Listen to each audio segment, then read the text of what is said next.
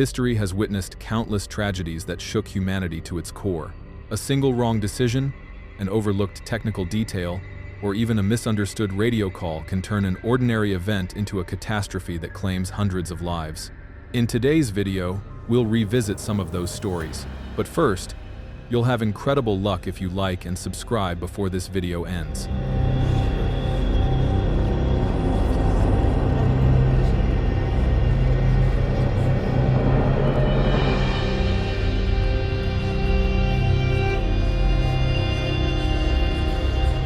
Number 1. The Beverly Hills Supper Club. It was around 9 o'clock on the evening of May 28, 1977, when a fire broke out at the Beverly Hills Supper Club, Clyde, a sprawling entertainment complex and nightclub located just outside Cincinnati, Kentucky. Despite multiple warnings that a fire had started, many among the roughly 3,000 guests in attendance that night would not make it out in time. The blaze claimed 165 lives, making it the third deadliest nightclub fire in American history. Built in 1937, the Beverly Hills Supper Club had long served as an upscale destination offering dinner, drinks, and nightly musical performances. Artists from Las Vegas, Nashville, and even Hollywood graced its stages. It was a place that was never empty. By the early 1970s, its popularity was so immense that the owners began expanding. One addition after another was attached to the original structure, eventually forming a massive complex of dining rooms, ballrooms, and stages. Though advertised as fire-resistant, the interior was lavishly decorated with wood paneling, thick carpets, and ornate curtains, a perfect recipe for disaster. The building had no sprinkler system, no smoke alarms, and its patchwork layout left several large event halls without any direct exits to the outside. On Saturday evening, May 28th, the club was far beyond capacity.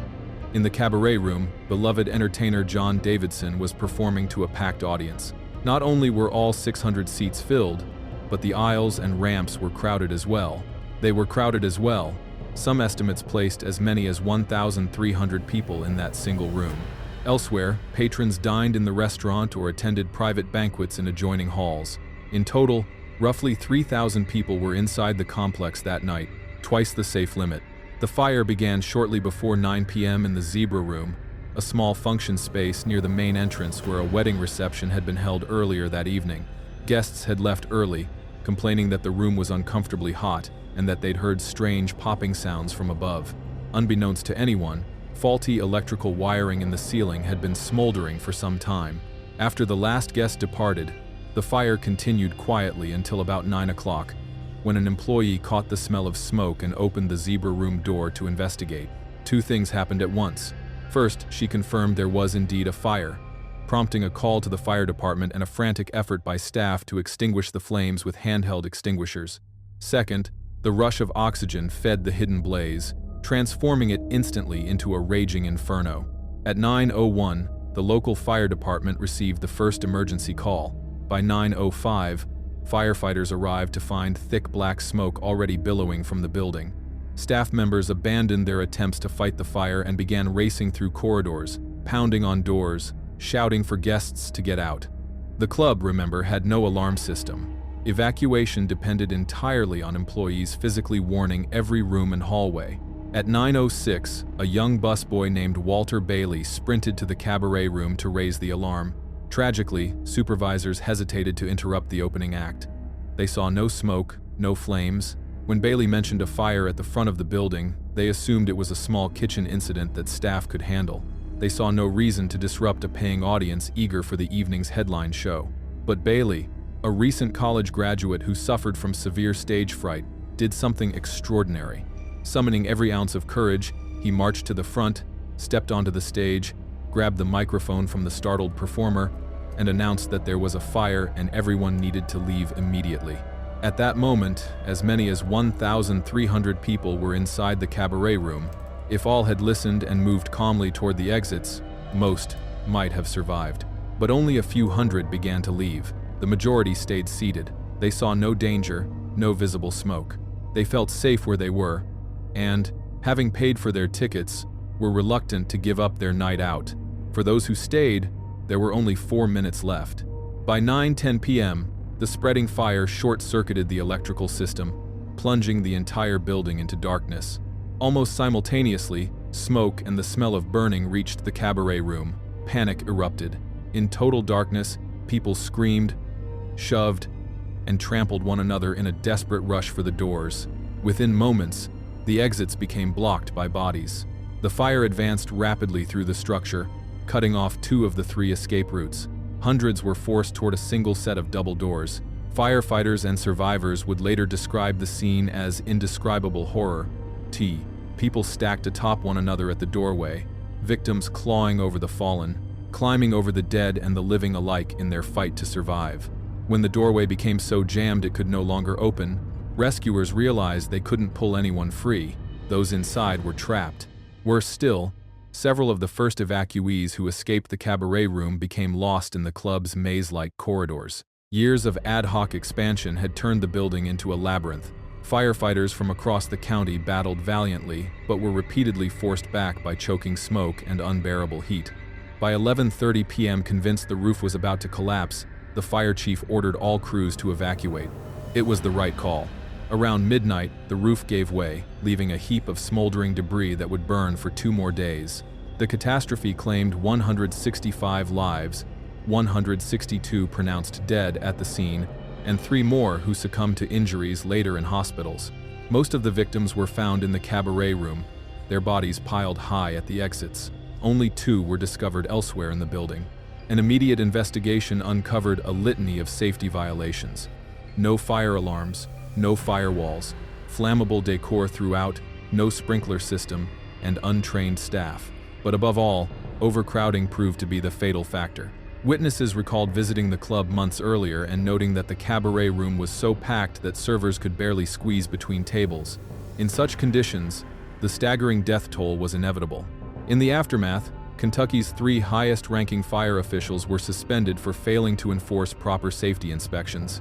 Families of the victims filed dozens of lawsuits, eventually consolidated into a single class action case. The result was a $10 million settlement from General Electric, USAD, whose faulty wiring had sparked the fire in the first place. The site remained abandoned for decades until it was finally purchased in 2020 for redevelopment into a modern entertainment complex. The new venue will include a memorial to the victims, and, thanks to sweeping reforms in building codes and fire safety standards that were born from this tragedy, it will undoubtedly be far safer than the Beverly Hills Supper Club ever was. Number 2. A History of Kings Island. On June 9, 1991, an ordinary summer evening at Kings Island Amusement Park in Mason, Ohio, took a surreal turn when 2 separate tragedies struck almost simultaneously. The date would later be remembered by park enthusiasts as Black Sunday, the day 3 visitors lost their lives in 2 unrelated and, at least initially, inexplicable accidents. Kings Island, much like other major theme parks, was built around a central promenade surrounded by themed areas. In 1991, one of its most popular zones was Oktoberfest, designed to resemble a Bavarian village, complete with timber facades, cobblestone walkways, and cheerful folk music. Guests could grab a stein of beer, enjoy soft pretzels and bratwurst, stroll through manicured gardens, and try out a few gentle rides.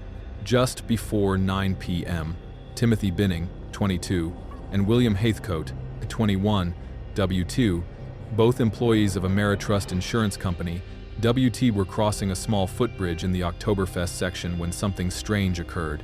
The 2 had spent the day riding attractions and drinking beer as part of their company picnic. As they walked, Binning leaned over the railing, playfully reaching out to splash his friend with the stream of water spraying from a decorative fountain. But the instant his hand made contact with the water, his body convulsed violently. He toppled over the railing and fell into the shallow pool below, unconscious before he hit the surface. Panicked, Heathcote immediately jumped in after him, only to seize up the moment he touched the water. Within seconds, he too collapsed. Not far away, Park Security Officer Darrell Robertson, just 20 years old and recently commended for his outstanding service, saw the commotion. Without hesitation, he dove in to help. The moment his body hit the water, Robertson convulsed and went limp. It was a nearby guest who finally intervened. Avoiding direct contact with the water, he used the lid of a trash can to pull the 3 unconscious men to safety. A passing nurse rushed over and began CPR, directing others to assist. It was about 9:45 p.m. Meanwhile, in another section of the park, only a short walk away, 32-year-old Candy Taylor was boarding a thrill ride called Flight Commander. The attraction featured two-seat pods attached to the end of long, mechanical arms that lifted riders 7 stories into the air, spinning them for several minutes like a giant carousel. Each pod had its own joystick, allowing riders to control their tilt or even perform barrel rolls. Taylor was with a group of friends from a truck driving school. 2 of them had already ridden Flight Commander without issue. Taylor lingered behind, finishing her drink. When she finally boarded, she sat alone. Moments after the ride began to rise, her cabin inverted, and she was thrown out, plummeting nearly 70 feet to the ground below. Her horrified friends rushed to her side. She was unconscious, gravely injured but still breathing. At that very moment, emergency crews were tending to the victims from the Oktoberfest pond and preparing to airlift them to the hospital. As one helicopter took off, another was dispatched for Taylor. Despite the best efforts of paramedics and bystanders, only one of the 4 victims survived. Timothy Binning eventually recovered. William Haithcote, Daryl Robertson, and Candy Taylor all died at the hospital. The twin tragedies left park officials stunned. Employees had worked around that same pond earlier in the day. How could the water suddenly become deadly? And how had Taylor slipped free of a ride harness that was supposedly foolproof? 2 separate investigations would later reveal the answers. The water in the Oktoberfest pond had become electrically charged due to a faulty aeration pump. Anyone who touched it received a powerful shock. The initial jolt knocked Binning unconscious and triggered a chain reaction that left all 3 men incapacitated. Haithcote died from sustained electrocution. Robertson, rendered unconscious, drowned. The disaster could have been entirely prevented by installing a simple ground fault circuit interrupter, a GFCI switch number, which would have cut power the instant a short was detected. The cost of such a device was trivial, and installation would have taken only minutes. Yet the park had never installed one, not just at that pond, but at many others throughout Kings Island.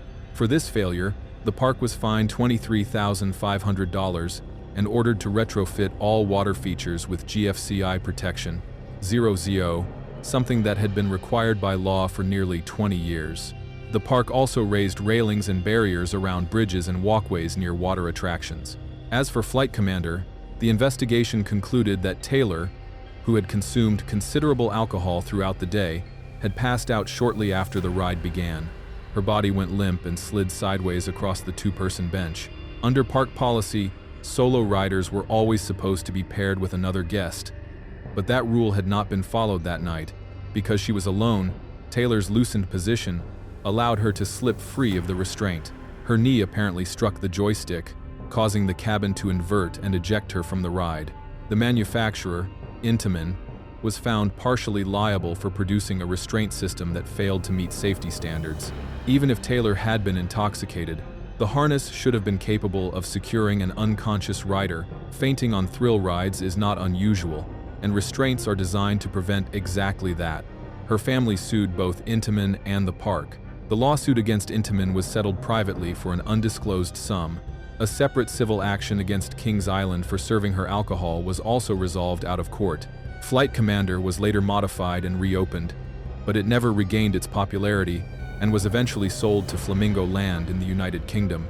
Soon after Taylor's death, the park discontinued alcohol sales entirely, both to prevent future incidents and to present a more family-friendly image.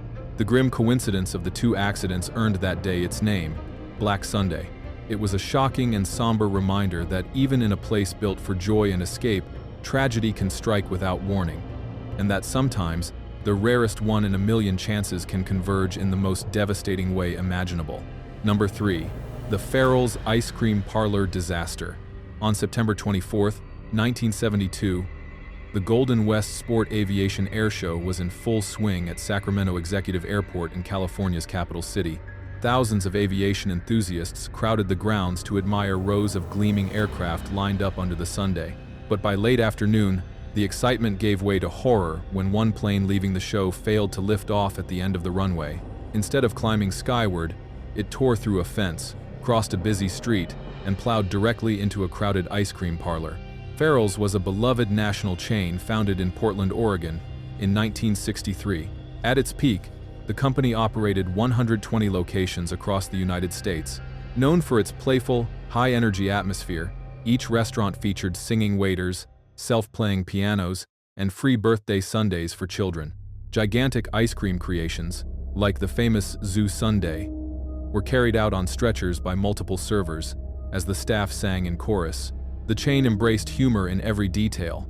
One whimsical diet menu joked, "Everything worth eating has calories," and recommended a glass of steam for those counting them. It was this kind of charm that made Farrell's a family favorite during the booming 1960s. In 1969, a new Farrell's opened at the Crossroads Shopping Center in Sacramento. Some residents initially protested because the restaurant's tall rooftop sign exceeded height limits, an important issue, since the mall sat directly in line with the runway of Sacramento Executive Airport. But officials allowed it to remain, noting that other nearby buildings were already taller and had never caused a problem. For years, the Crossroads Farrell's operated without incident, until that fateful Sunday afternoon in 1972. That year's Golden West show featured numerous military aircraft, including a privately owned Canadair Sabre Mach 5 jet, a former Royal Canadian Air Force fighter. Its pilot, Richard Bingham, was an experienced aviator familiar with many jet types. After several short practice flights, he felt confident in the Sabre's handling. Around 4:30 p.m., as the show wound down, he taxied out for departure. Witnesses saw the plane wobble as it accelerated. A 12-year-old boy watching nearby later recalled that even he could tell it wasn't going fast enough to take off, but the pilot didn't seem to notice. Moments later, Bingham pulled back too sharply on the controls. The Sabre lifted briefly, stalled, and crashed back onto the runway. It smashed through a chain-link fence, skidded across Freeport Boulevard, and crushed a passing car, causing it to explode. The aircraft's fuel tanks ruptured, creating a massive fireball that engulfed the shopping center parking lot before slamming straight into the Farrell's ice cream parlor. Inside, roughly 100 people, mostly families with children, were enjoying sundaes and birthday celebrations. In an instant, flames swept through the dining room, shattering glass, toppling walls, and scattering debris. Spectators from the air show sprinted toward the wreckage to help. Among them were Mr. and Mrs. Irwin, fearing that their grandchildren might be inside. Tragically, as they crossed the road toward the burning restaurant, a truck struck them, killing Mrs. Irwin instantly. Against all odds, the pilot survived. Rescuers pulled Richard Bingham from the twisted cockpit with multiple broken bones. Disoriented and weeping, he kept apologizing, begging firefighters to help the people inside. Emergency crews from the nearby airport arrived within minutes. One fire truck even crashed through the fence to reach the site faster. But despite their heroic efforts, the devastation was overwhelming. When the flames were finally contained, 22 people were dead and 28 others injured. Behind those numbers lay heartbreaking stories. 4-year-old Carrie Frances McCluskey lost her twin sister. Another family lost 9 relatives, leaving a single 8-year-old boy as the only survivor. Note, his parents, grandparents, 3 siblings, and 2 cousins all perished in the fire. Investigators later determined that the disaster resulted from a mix of pilot error and poor planning. Bingham had attempted takeoff at an angle nearly 3 times steeper than recommended, preventing the jet from ever gaining proper lift. While the pilot bore some responsibility, the blame was not his alone. The area beyond the runway was dangerously short and cluttered with obstacles, trees, water towers, and nearby buildings that had been allowed to encroach far too close to the airfield. Sacramento Executive's runway was shorter than most, forcing departing pilots to climb aggressively to avoid obstructions. For years, city officials had approved the construction of ever taller structures near the airport, reasoning that nothing bad had happened before. The Sabre's participation was also questionable. The airport wasn't truly suited for a combat jet, yet organizers permitted it to fly anyway. Even more troubling, Bingham had been authorized to pilot the Sabre despite limited experience with that specific aircraft, an exception that violated standard airshow safety guidelines. In the wake of the crash, those loopholes were closed. Regulations were rewritten to prohibit privately owned military jets from flying over densely populated areas without special authorization.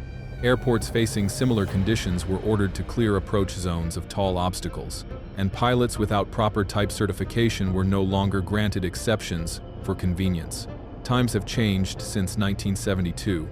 Today, the area around Sacramento Executive Airport is carefully zoned and monitored. The Farrell's chain itself eventually faded into nostalgia, The final location closed in 2019. Pilot Richard Bingham never flew again.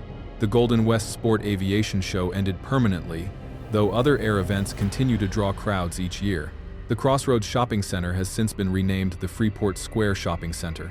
At the exact site where Farrell's once stood, a memorial now honors the victims, engraved with their names.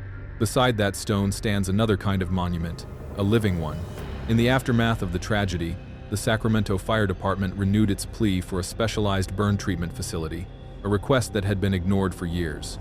The horror of the Farrell's disaster finally spurred action. The Firefighters Burn Institute was established the following year. To this day, that institute continues its mission, offering care, rehabilitation, and research that improves the lives of burn survivors not only in Sacramento but around the world. What began as a response to unthinkable tragedy has become a lasting legacy of compassion and progress. Number 4. The story of the Moby Prince. On the night of April 10, 1991, the Moby Prince, an Italian passenger ferry, collided with another vessel, triggering a massive oil fire that engulfed its decks. The crew immediately sent out distress calls over the radio and gathered passengers into a fireproof lounge deep inside the ship. The ferry was only a few minutes' sail from the harbor authority at Livorno, and at first the flames spread slowly.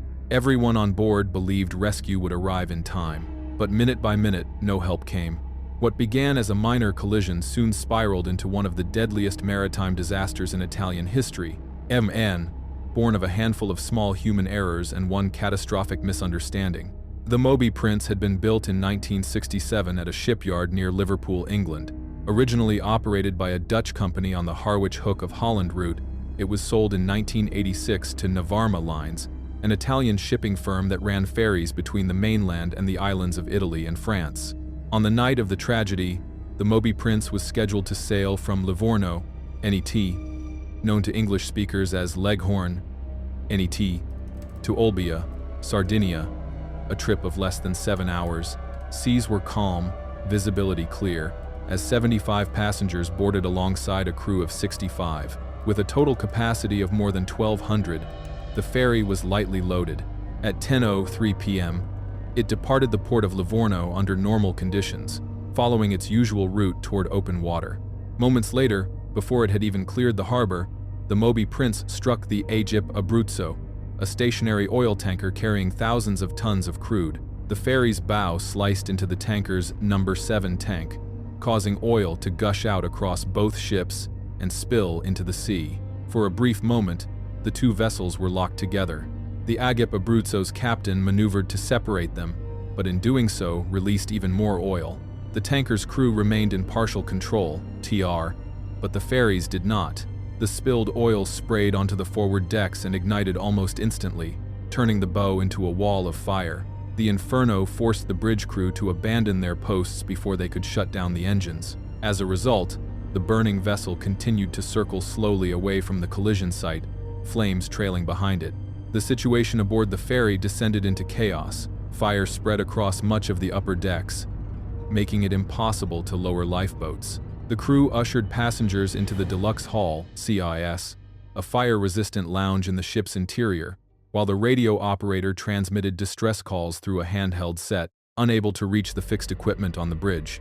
"Mayday, mayday, Moby Prince. We've collided. We're on fire. Need firefighting assistance immediately." Moments later, his voice turned desperate. "If you don't help us, we're going to burn. Mayday, mayday." They're also mech of the Aspas. While flames consumed the vessel, the Deluxe Hall remained temporarily intact. Inside, the temperature was still bearable. Passengers and crew waited calmly, confident that rescue boats would arrive any minute. After all, they were still within sight of the harbor lights. What none of them knew was that a tragic communication breakdown was unfolding at that exact moment. Emergency responders on shore had indeed been dispatched, but all were sent to the Agip Abruzzo. The tanker was visibly ablaze, and firefighting crews prioritized saving its 30 sailors. No one was searching for the Moby Prince because the tanker's captain had mistakenly reported that the collision involved a small tugboat, not a large passenger ferry. To those coordinating the response, extinguishing the tanker fire and rescuing its crew seemed far more urgent than locating a missing tug. The Moby Prince's distress calls, weak and distorted by interference, were either unheard or misunderstood as part of the Abruzzo's ongoing emergency traffic. The result was devastating. No one searched for the ferry. No one realized that nearly 200 people were still alive, waiting in vain for help. It was more than an hour later when rescuers finally spotted the smoldering wreck of the Moby Prince. A tugboat located the ship and managed to recover the only survivor, a young deckhand named Alessio Bertrand, who had jumped overboard moments after the flames erupted. Only then did fireboats divert their attention toward the burning ferry. They doused the hull for hours, pumping water continuously to cool the metal. By the time rescuers were able to board and attach tow lines, dawn was breaking, and everyone else was already gone. All 140 souls aboard had perished, but not from the flames. They had died of asphyxiation. Investigators discovered that when the bridge crew abandoned their posts, they had left the air conditioning system running. As the ship burned, the ventilation ducts circulated carbon monoxide and other toxic gases throughout the deluxe hull, poisoning those inside. Most victims were found seated in that very lounge, their bodies untouched by fire. A few were located on deck, also unburned, likely passengers who had fled the smoke-filled hull but collapsed under the searing heat radiating from the steel decks. A videotape recovered from the wreck confirmed a chilling truth. For nearly an hour after the collision, conditions inside the deluxe hull had remained survivable. If the distress signal had been received, if the Moby Prince had been found sooner, if rescuers had reached her in time, most of those aboard could have lived. The subsequent investigation proved lengthy and inconclusive. Some theories blamed a patch of localized fog for obscuring visibility, but numerous witnesses, including harbor staff, insisted the night had been perfectly clear. Others claimed the Agip Abruzzo was illegally anchored within the shipping lane, though conflicting reports prevented a definitive ruling. Tabloid rumors suggested that the ferry's crew had been distracted watching a soccer match on television. These were later disproven through testimony from the lone survivor. Another hypothesis alleged the presence of military vessels conducting secret maneuvers in the area, forcing the ferry off course, but this too was never substantiated. With so many inconsistencies, accountability became nearly impossible. A handful of individuals, including Agip Abruzzo's officers and Port Authority staff, IDS, were charged, but all were eventually acquitted or had their cases dismissed. To this day, the Moby Prince disaster lingers in Italy's collective memory. Many believe the full truth has never been revealed, and that those responsible escaped justice. Yet one thing is certain: it was a catastrophe born not of a single failure, but of many small ones. A missed radio call, a mistaken report, a rescue effort focused on the wrong ship. Any one of those errors, if avoided, might have changed the outcome. The destruction of the Moby Prince stands as one of maritime history's most haunting tragedies, because it occurred so heartbreakingly close to being prevented. Number 5. The MGM Grand Hotel disaster. On the morning of November 21, 1980, a fire broke out on the ground floor of the MGM Grand Hotel and Casino in Las Vegas, Nevada. Firefighters arrived swiftly and contained the blaze before it reached the guest rooms above. In fact, only a small portion of the massive complex ever burned, the deadliest tense examples. But a critical design flaw turned a manageable fire into one of the deadliest hotel disasters in American history. 85 guests lost their lives, most of them on floors that the flames never touched. The MGM Grand was the pride of Metro-Goldwyn-Mayer Studios, conceived as a luxurious resort modeled after the elegance of the studio's own film sets. It was truly grand, glittering chandeliers, marble statues, and one of the largest casinos on Earth. The property featured 25 bars, 8 restaurants, a private theater screening MGM films, and more than 2,100 rooms rising across 26 stories. The lower floors contained restaurants, convention halls, and the sprawling casino. The upper floors housed the guests. The fire began inside a first-floor restaurant called The Deli. Investigators later determined that an electrical short in a refrigerated pastry display case had sparked the initial flames. At first, the fire was minor, but it smoldered unseen long enough to grow ferocious before anyone noticed. Around 7 to 10 a.m., Tim Connor, a maintenance worker, happened upon the fire while inspecting cracked floor tiles. He immediately alerted hotel security, then grabbed a handheld extinguisher and tried to put it out himself. Twice he was knocked back by heat and smoke before finally giving up and switching to help evacuate guests, a decision that likely saved lives. Within minutes of discovery, the fire reached flashover. With there when every combustible surface in a room ignites almost simultaneously, the oxygen surge sent flames racing across the deli and into the adjacent casino, consuming the vast gaming floor in barely 20 seconds. Patrons gambling at the tables had only a minute or two to react. Many used that precious time to scoop up chips or belongings before bolting for the exits. Although the hotel was equipped with a fire alarm system, it was destroyed by flames before it could activate. A public address announcement or in-room phone alert might have replaced it, but the operators were forced to abandon the control room as thick smoke poured in. As a result, most guests realized something was wrong only when they saw black smoke rising past their windows or heard screaming from the corridors. Some learned of the fire only when news helicopters, drawn by the towering plume, began circling overhead. A few fortunate guests reached the lobby and escaped before smoke and toxic gases made the hallways impassable. Those who attempted to flee faced grim odds. Elevator cables had burned through, halting service, and the interior stairwells were built with anti-access doors designed to keep guests from moving between floors. You could enter a stairwell from any level, but only exit at the ground floor. Trapped in darkness and smoke, many hesitated to seal themselves inside, propping doors open to retreat if needed, unintentionally allowing the smoke to spread faster throughout the shafts.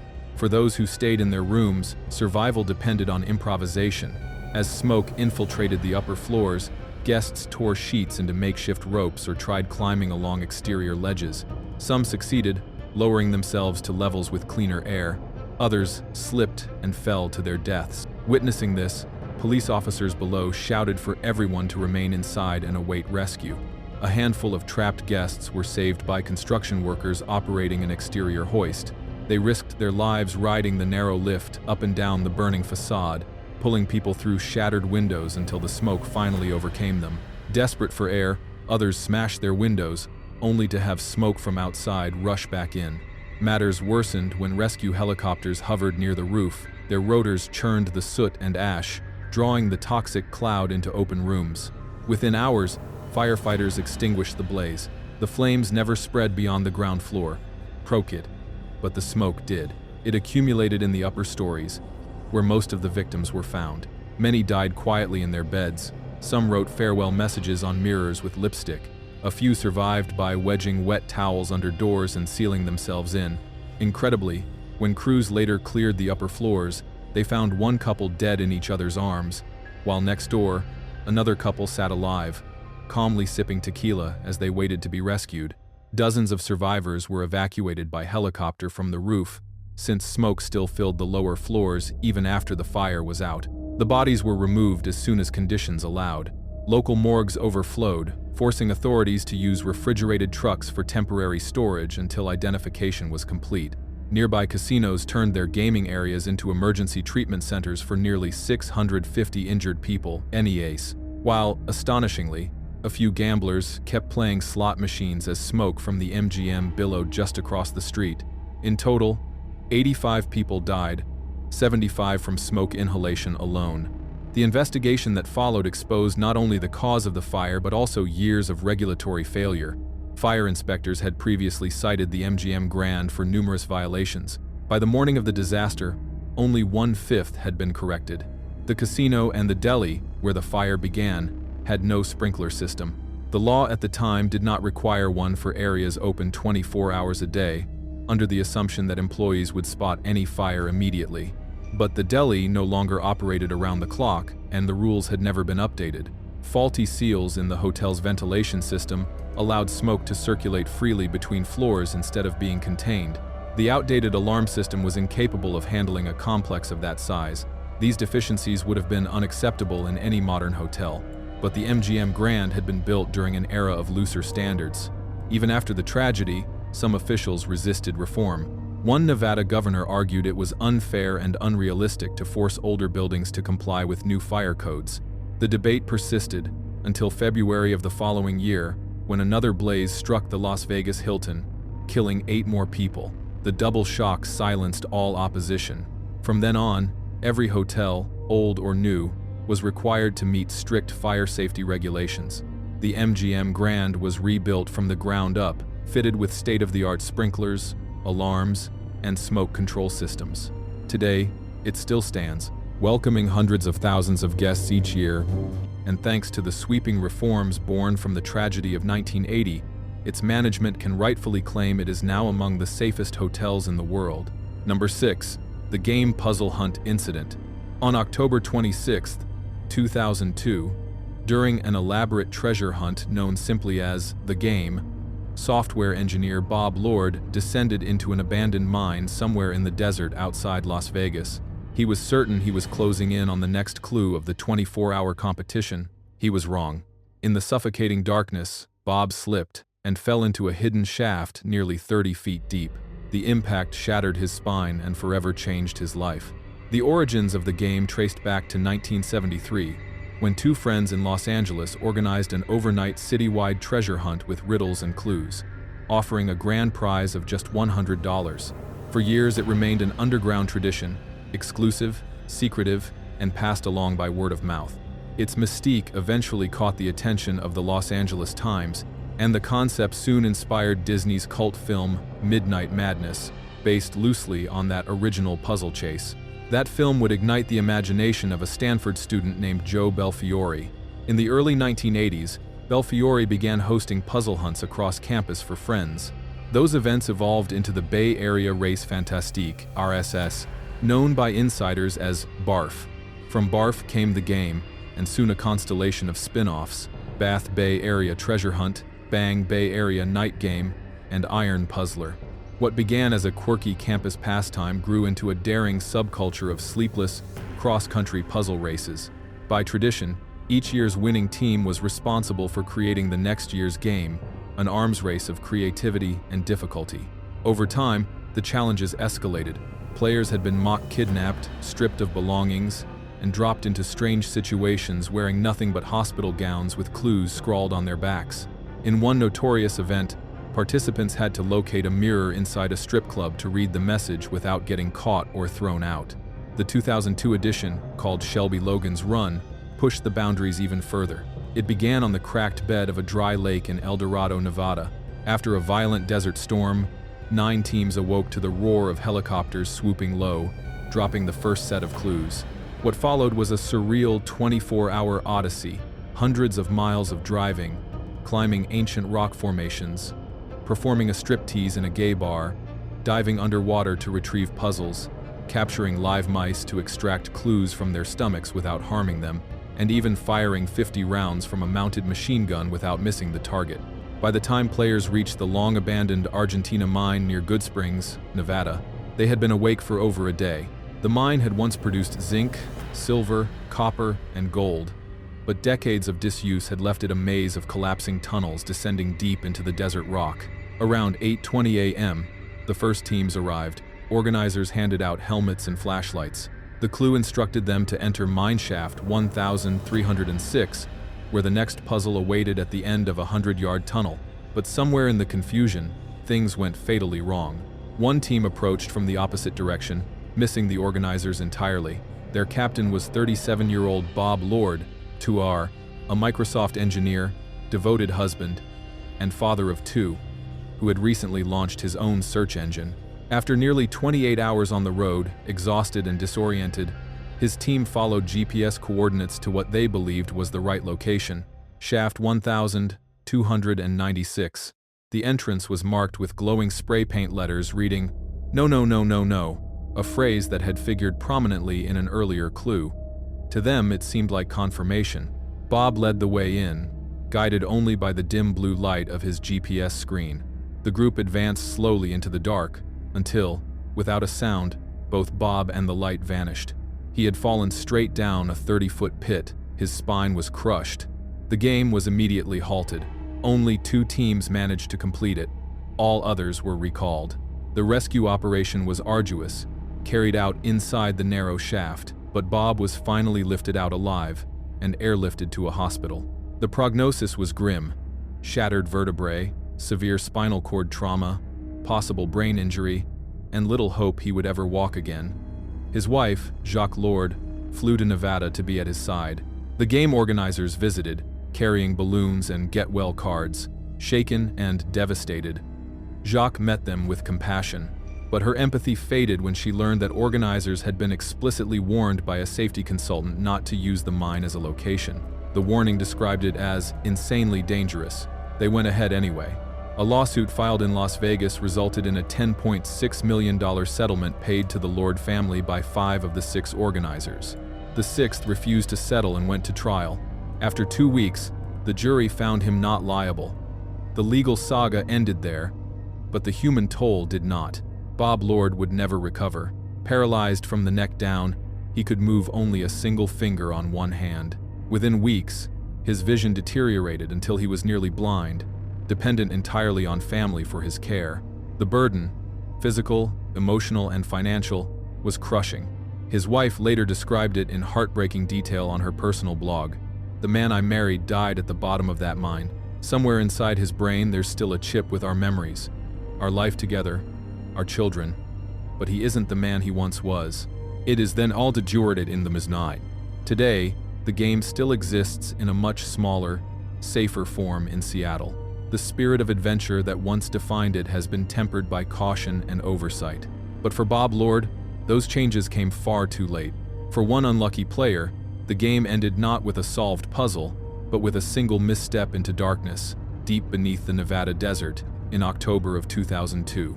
And that is the story for today. Thank you for watching until the very end. If you enjoy videos like this, be sure to subscribe to the channel so that you receive a notification each time we release a new one. Time we release a new one. Time we release a new one. Time we release a new